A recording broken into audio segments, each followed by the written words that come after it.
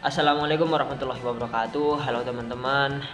Di sini kami kelompok 2 Ekonomi Pertanian akan membawakan sebuah materi yang mendasar saya kira, yaitu sumber daya pertanian.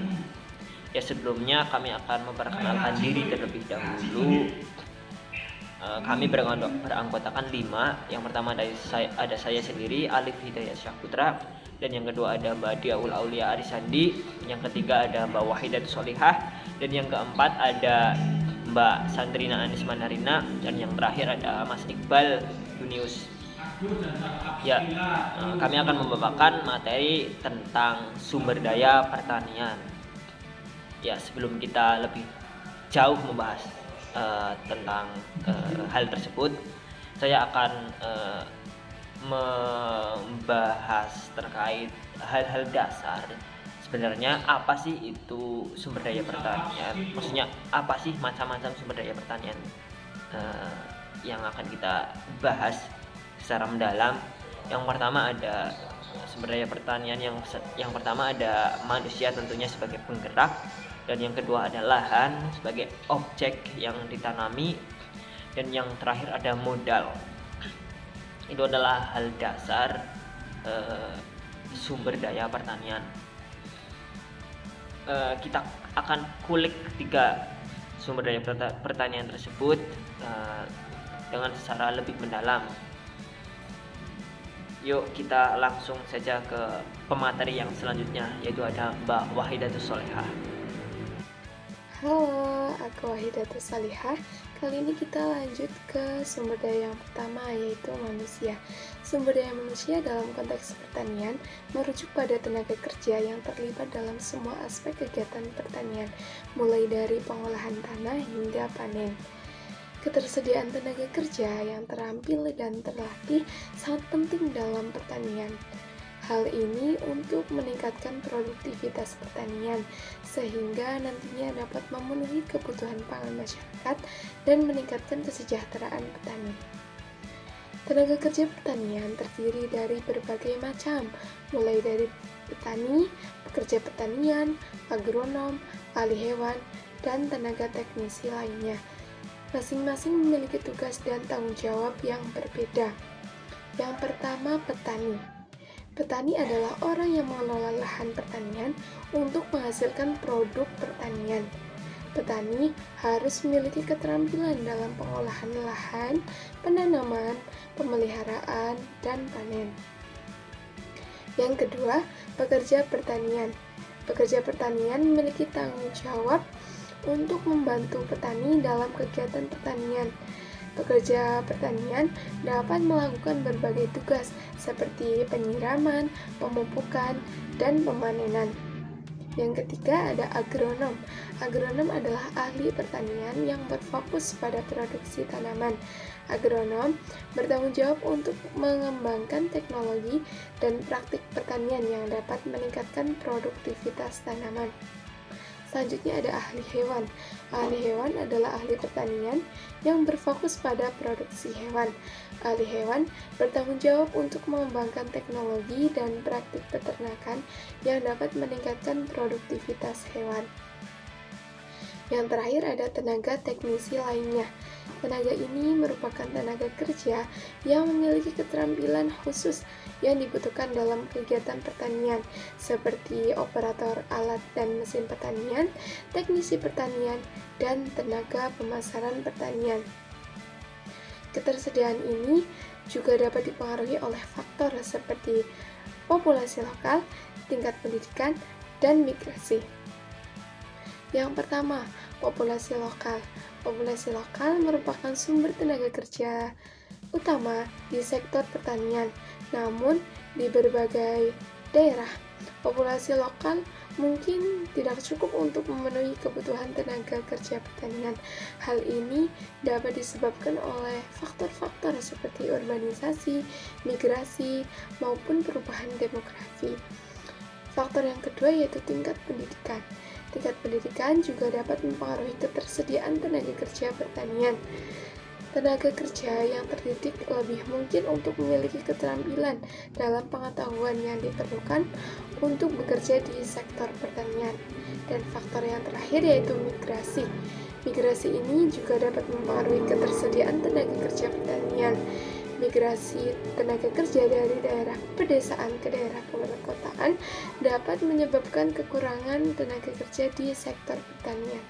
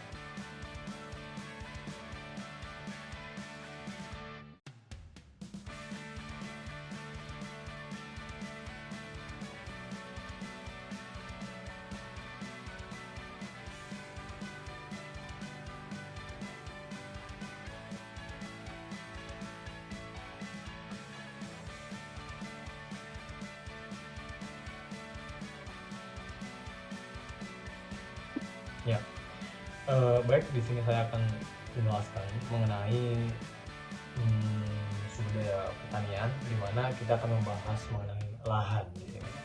Ada beberapa faktor penting yang harus diperhatikan ketika akan memulai sebuah bisnis pertanian ataupun akan bercocok tanam. Pada subbab ini saya akan membahas tentang lahan, di mana dalam lahan banyak sekali yang harus kita perhatikan di dalamnya sebelum kita mengelola lahan tersebut. Yang pertama adalah ketersediaan lahan itu sendiri. Dimana pastinya ketika kita akan memulai sebuah pertanian ataupun bercocok tanam, berkebun dan sebagainya, kita harus ada lahan yang dapat mewadahi objek yang akan kita tanam ataupun objek yang akan kita gunakan seperti itu. Jadi ketersediaan lahan itu adalah faktor paling utama, karena ketika adanya lahan kita tidak mungkin bisa untuk bercocok tanam ataupun bertani seperti itu. Yang kedua ada pengelolaan lahan. Aspek pengelolaan lahan di sini itu juga sangat penting untuk kita perhatikan, karena dalam hal ini kita mencakup ranah bagaimana cara kita mengolah lahan dan untuk apa kita mengolah lahan dan tujuan kita pastinya. Ilmu manajemen sangat dipentingkan dalam aspek ini, karena dengan manajemen kita dapat control, organizing, dan juga kita dapat memanage semuanya agar kedepannya apa yang kita harapkan dapat terwujud seperti itu. Yang ketiga ada faktor irigasi. Tidak dapat dikesampingkan bahwasanya perairan ataupun air itu adalah menjadi sumber daya yang sangat penting bagi kita, tidak hanya untuk pertanian tapi juga untuk kehidupan kita. Berhubung kita sedang membahas tentang pertanian, faktor irigasi pastinya sangat dibutuhkan kepada seorang petani untuk mengairi lahannya, untuk mengairi sawahnya ataupun perkebunannya seperti itu. Dan selanjutnya ada faktor pemeliharaan kualitas tanah. Dalam jangka panjang, kualitas tanah harus tetap dijaga dengan cara kita memberi pupuk, dirawat dengan baik, diberi air cukupnya, tidak berlebihan, sesuai kadar apa yang kita tanam seperti itu. Jadi kualitas tanah harus tetap kita jaga agar nanti hasil yang dituarkan oleh tanah tersebut dari tanaman kita tersebut kan berhasil baik ataupun berbuah baik seperti itu. Kemudian faktor selanjutnya adalah pelestarian lingkungan. Faktor ini itu lebih berdampak kepada lingkungan sekitar ataupun harus diperhatikan dalam pengelolaan lahan tersebut. Harus diperhatikan apakah itu dapat merugikan lingkungan sekitar ataupun tidak seperti itu. Dan faktor ini juga harus kita pentingkan atau juga harus kita pikirkan seperti itu, menjadi pertimbangan bagi para petani agar ketika kita menanam sebuah tanaman itu tidak menjadikan kerugian bagi orang lain.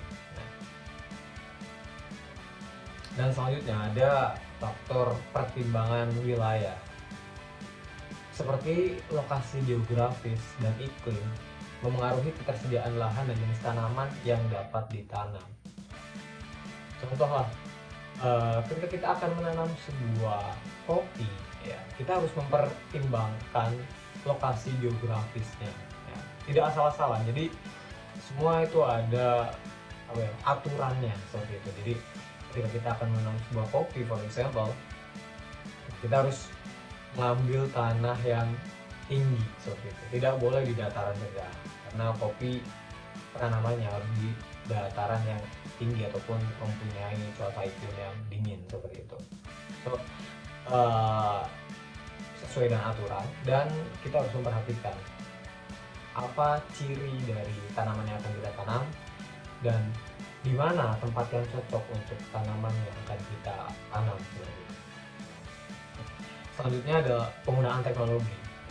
Kita sudah tidak hidup di zaman yang serba susah, dan kita hidup di zaman yang modern dan semuanya by teknologi seperti itu.